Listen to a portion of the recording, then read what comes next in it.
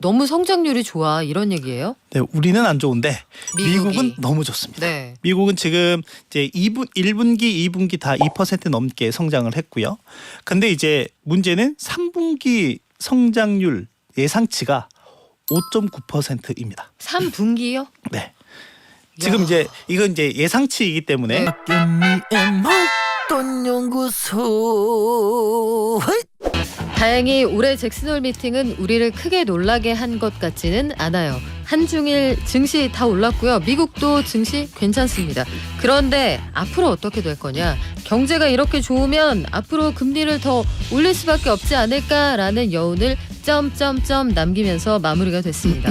앞으로 금리 어떻게 될까요? 그리고 물가, 고용, 지표 발표도 앞두고 있는데 요거 어떻게 될지, 내 주식에는 어떤 영향을 미치게 될지 미래에셋 김석환 연구위원에게 물어보겠습니다. 안녕하세요. 안녕하십니까? 잭슨홀 미팅 네. 이번에는 그래도 큰 탈 없이 우리 증시가 소화를 하는 것 같은데 네. 총평부터 한번 들어볼까요? 뭐 일단 전체적인 기조는 작년보다는 좀 분명히 톤다운이 됐다라고 보면 될 것 같고요. 다만 그 파월 의장이 전달하고자 하는 메시지는 간단하고 명료하고 명료했다로 정리할 수 있을 것 같아요. 그러니까 그런 거죠. 뭐냐면 그 잭슨홀 이전에 시장이 계속 예상했던 내용은 뭐였냐면 중립금리에 대한 얘기들을 좀 많이 했었거든요. 그러니까 이거는 뭐 어렵게 생각하실 필요도 없이 어떻게 생각하시면 되냐면 지금 연준이 목표하는 거는 2% 목표 인플레가 있어요. 그러니까 시장 이건 너무 타이트하다라고 하는 거죠. 그러니까 이 2% 너무 그 고수하지 말고 이걸 좀 높여보자. 네. 라고 하는 게 그 중립금리를 논의하는 부분에 있어서 들어있는 내용이다라고 좀 보시면 될 것 같고요. 다만 그런 시장의 기대에 부응하지 못했죠. 파월 의장이. 그러니까 결론적으로 처음부터 이런 얘기를 합니다. 인플레이션을 2% 목표까지 낮추는 것이 연준의 임무이고 그렇게 할 거다라고 한 거죠. 네. 그렇기 때문에 방금 이제 제가 앞서도 말씀드리긴 했지만 분명히 작년보다는 톤다운이 되긴 했죠. 작년에는 되게 짧고 굵직하게 했거든요. 너무 굵었어요. 네, 본인도 작년에. 그걸 인정을 했어요. 작년엔 내가 너무 좀 짧고 굵게 얘기했지만 이번에는 좀 길게 좀 풀어서 설명을 하겠다라고 네. 얘기하면서 꽤 이제 길게 얘기하기도 했습니다. 작년보다 무려 4분이 늘었어요. 50% 늘었기 작년에 때문에. 한 8분 50초 얘기했잖아요. 맞습니다. 네. 단어도 이때까지 한 10여 년 넘게 그 잭슨홀 참여했던 것 중에 가장 짧았다라고 보시면 될 것 같고, 그러다 보니까 그때 작년에는 장중에 이제 4% 넘게 하락을 했었거든요. 네, 미국 증시 기준으로 보면. 근데 이제 이번에는 좀 무난하게 넘어가긴 했지만 파월 의장의 의견은 명료했다라고 보면 될 것 같아요. 그러니까 물가 안정을 위해서 연준이 할 수 있는 다양한 정책의 도구들을 적극적으로 활용하겠다라고 한 거죠.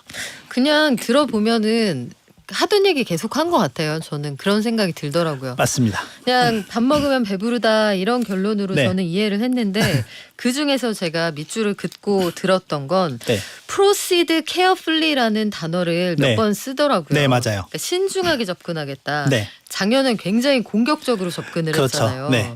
우리는 다 각오가 돼 있어. 다칠 준비가 네. 돼 있어 이러더니 올해는 이 부분을 강조를 하던데 이걸 뭐라고 생각을 해야 되는 거예요? 그러니까 지금 다들 예상하는 것처럼 그러니까 작년 6월 달을 그러니까 물가가 정점을 찍고 이제 지난 1년 동안 계속해서 인플레이션이 그러니까 물가가 하락하는 그 디스인플레이션의 과정에 있었거든요. 그렇다라고 하면 일단은 하나의 큰 고비를 넘긴 거죠. 그러니까 물가가 올라갔던 시점, 그리고 이제 물가가 내려오는 시점. 그래서 이제 앞으로의 그 물가 경로가, 제가 지난달에도 와서 말씀드렸던 게 앞으로의 물가 경로가 꽤 중요하다 이제라고 말씀을 드렸는데, 결론적으로 이제 앞으로 어떤 데이터가 나오느냐에 따라서 그 데이터에 맞춰서 연준은 통화 정책에 대한 의사를 결정하겠다라고 했고, 되게 좀 인상 깊었던 거는 뭐냐면 저도 이제 오늘 보고서 자료를 이걸로 좀 쓰려고 네. 하고 있는데, 파월 의장이 말미에 되게 그 약간 시적 표현을 씁니다. 오. 그러니까 어떤 시적 표현을 쓰냐면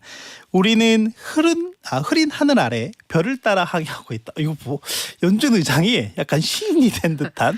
그러니까 그러면서 네. 결론 뒤에서 나온 얘기가 뭐였냐면 리스크 관리에 되게 좀 중점을 두고 있다. 결국에 이제 방금 말씀해 주셨던 되게 케어풀리하게 신중하게 접근을 하겠다라고 하는 거는 지금 이제 여러 가지 데이터들이 되게 혼재돼서 나오고 있기는 하거든요. 그러니까 그 데이터에 따라서 우리가 뭐 추가 금리를 인상을 하든 아니면 지금처럼 이 되게 제한적인 수준의 금리 수준을 유지하든 결정을 하겠다라고 하는 거죠. 그래서 앞으로 좀 나오는 실물경제 데이터에 대한 이것들이 만약에 뜨거워진다라고 하면 네. 네, 시장에서는 추가 금리 인상에 대한 기대를 하겠죠. 그러니까 이런 것 같은 경우는 약간 시장의 변동성을 확대하는 요인이다라고 보면 될 것 같고요. 저희가 이제 얘기했던 작년보다는 좀 톤 다운이 되긴 했지만 결론적으로는 하던 얘기 계속 했던 거다라고 했잖아요. 네. 즉 이게 이제 시장에서 반영이 되는 게 뭐냐면 저희가 이제 향후에 FOMC 회의에서 기준금리 인상에 대한 그런 가능성을 이제 보는 이제 지표가 있죠. CME에서 나오는 페드 워치라고 하는 네. 게 있는데 원래 이제 9월 달은 동결로 패스를 하고 이제 11월 달에 한 차례 정도 인상할 수 있다라는 내용이 불과 한 달 전에는 한 20% 미만이었어요. 근데 이게 차츰 좀 시간이 지나오면서 30%, 40%까지 올라오더니 간밤에 60%까지 올라오긴 오. 했습니다. 그런데 이제 거기에 대한 여러 가지 이제 데이터들이 있는데 가장 중요한 게 지금 시점에서 봤을 때 어찌됐건 물가가 하락하는 기조가 유지가 된다라는 가정하에 성장이 문제가 되고 있는 상황이죠. 성장. 네. 우리 너무 성장률이 좋아 이런 얘기예요? 네, 우리는 안 좋은데 미국이. 미국은 너무 좋습니다. 네. 미국은 지금 이제 1분기, 2분기 다 2% 넘게 성장을 했고요. 근데 이제 문제는 3분기 성장률 예상치가 5.9%입니다. 3분기요? 네. 지금 야. 이제 이건 이제 예상치이기 때문에 네, 이제 네. 애틀란타 연은에서 발표한 GDP 나오라고 하는 게 있는데 지금 이게 5.9%까지 나오고 있는 상황이고 그럼 이제 그 GDP를 구성하는 각각의 항목들이 있잖아요. 뭐 미국 같은 경우 개인 소비가 매우 중요합니다. 개인 소비가 상당히 거의 한 3.5% 포인트 정도의 상승 기여를 한다. 라고 보면 될 것 같고 나머지 뭐 투자, 뭐 주거 투자라든지 또는 기업들이 하는 재고 투자라든지 이런 부분들도 상당히 좀 긍정적으로 바뀌고 있고 또 하나는 지난 1분기, 2분기 계속 성장을 좀 주요하게 주도했던 기여했던 항목 중에 하나가 바로 정부 재정 지출이었거든요. 네. 근데 이것도 역시 3분기에도 긍정적으로 작용을 할 걸로 보고 있고요. 이러다 보니까 결국엔 이제 물가를 잡기 위해서는 추세 미만의 성장률이 나와야 하는데 그쵸. 지금 이제 파월 의장이 약간 걱정스러워하는 게 이 추세 이상을 훌쩍 뛰어넘는 이 성장세에 대해서는 만약에 이런 기조가 계속된다라고 하면 우리는 더 긴축을 해야 된다라고 하는 거죠. 이제 이런 부분들이 이번 잭슨홀에 나왔다라고 보면 될 것 같아요. 야, 이거 배불러서 소화제 먹는 소리 같이 들리죠. 딱 그 얘기 맞습니다만 그래서 우리가 긴장하면서 지켜보는 게 일단 31일에 연준이 가장 주목해서 보는 물가 지표, 개인 소비 지출. 네. PC 이 지표가 나왔을 때 네. 만약에 생각보다 높다. 그러면 진짜 금리 한 번 더 올리는 거 아니야? 이런 쪽으로 확 의견이 쏠릴 수도 있겠네요. 그렇죠. 아까 말씀드렸던 것처럼 지금 이제 저희가 지난 1년 동안 하나의 이제 고비를 만들었다라고 했잖아요. 네. 그러니까 지난 1년 동안에 디스인플레이가 지속이 되고 있고 그 직전 1년에는 계속해서 물가가 올라가는 이제 이런 1년의 사이클이었다라고 하면 이제 앞으로 이 경로가 되게 중요하다라고 말씀을 드렸는데 일단 저희가 그 이번 달 중순에 발표됐던 소비자 물가 데이터만 놓고 보면 지난달에 3%였고 이번에 나온 게 3.2% 튀었어요. 근데 다음 달 예상치가 지금 3.8 예상이 되고 있습니다. 3.8이요? 네. 근데 그렇다라고 하면 네. 개인 소비 지출 PC 물가도 똑같거든요. 지금 예상치가.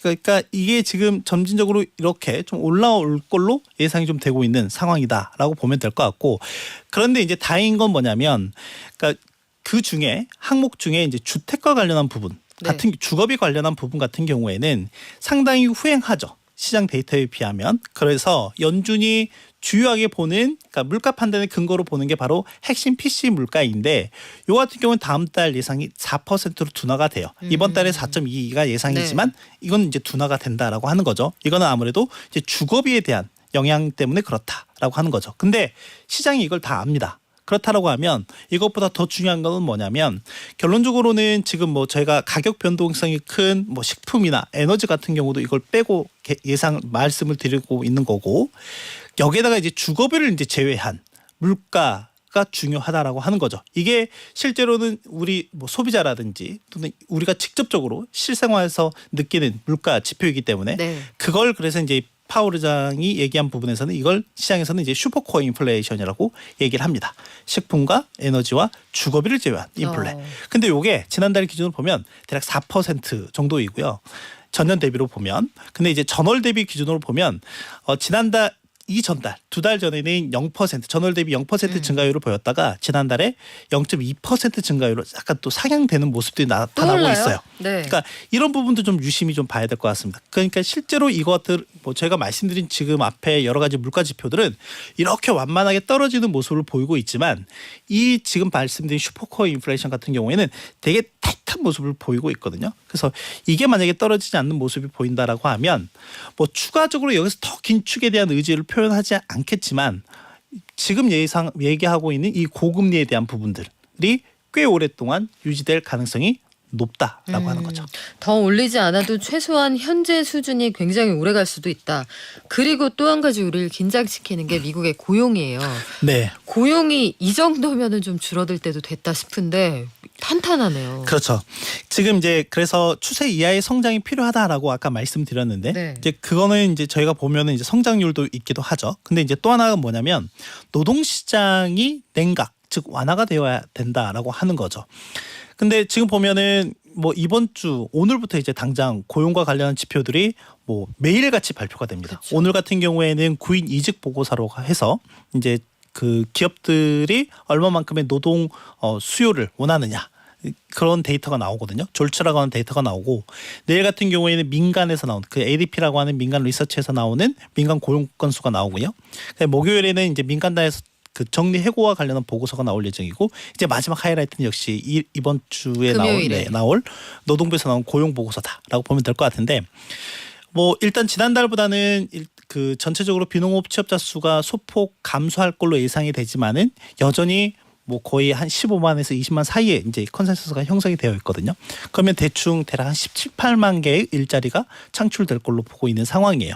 그리고 실업률은 여전히 3.5%에서 이제 머물 것으로 예상이 되고요. 네. 근데 이제 여기서 좀 봐야 될 거는 지금 저희가 결론적으로는 물가와 관련해서 죄송합니다. 물가와 관련해서 얘기를 하고 있기 때문에 중요한 포인트 중에 하나는 임금 상승률일 것 같아요.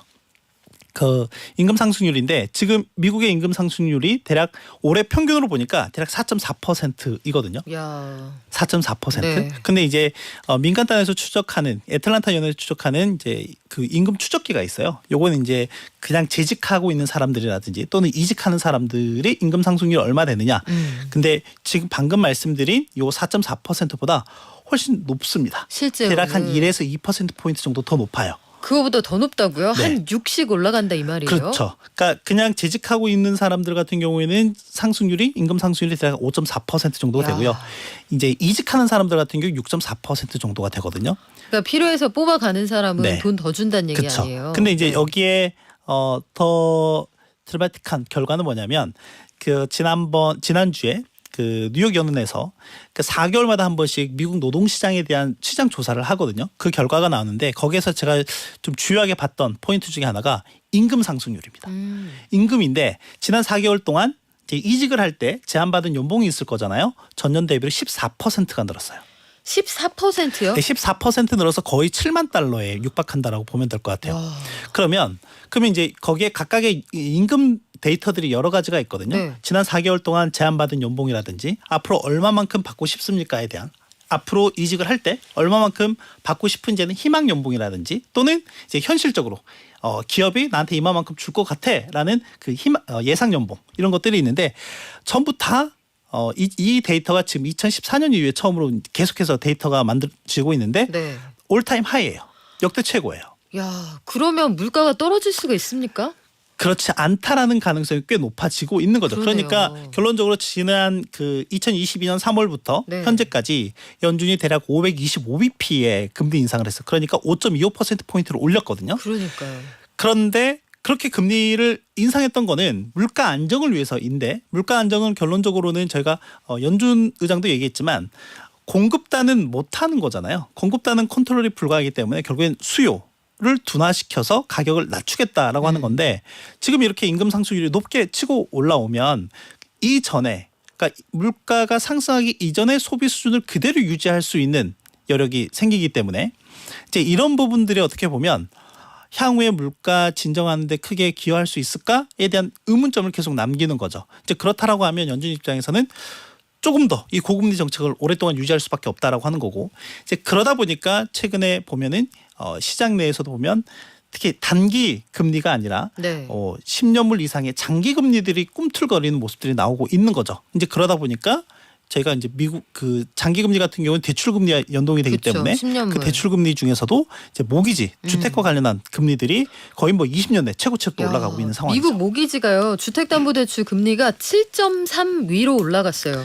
근데도 이 돈을 빌려서 누군가는 집을 산다는 얘기 아니에요. 그러니까 거래가 줄어들긴 하겠지만. 그렇죠. 근데 이제 미국 같은 경우에는 지금 이제 전체적인 그 대출과 관련해서 최근에 이제 은행들의 신용 여건이 강화가 되고 뭐 대출에 대한 수요가 줄어들고 뭐 이런 여러 가지 내용들이 좀 있기는 한데 근데 지금 보면 모기지 대출과 관련한 리스크는 그렇게 크지 않다라고 보면 될 것 같아요. 왜냐하면 이제 여러 가지 이유가 있겠지만 중요한 이유를 두 가지를 말씀드리면 하나는 일단 2020년, 21년 이때 저금리일 때 빌려서 집을 산 사람들이 많다. 갈아타지 않는 이상 그때 그 저금리로 30년 간다. 네, 그러다 보니까 갈아타는 수요가 없다. 그래서 물량 잠김 현상이 꽤 심하다. 그러면 매물은 안 나오겠네요. 네, 그래서 가격 변동, 어떻게 보면 금리가 올라가게 되면 당연히 주택 가격이 좀 떨어질 수밖에 없는 게 인지상정이잖아요. 그런데 미국 같은 경우는 지금 그러지 않는 이상한 현상들이 좀 나타나고 있다.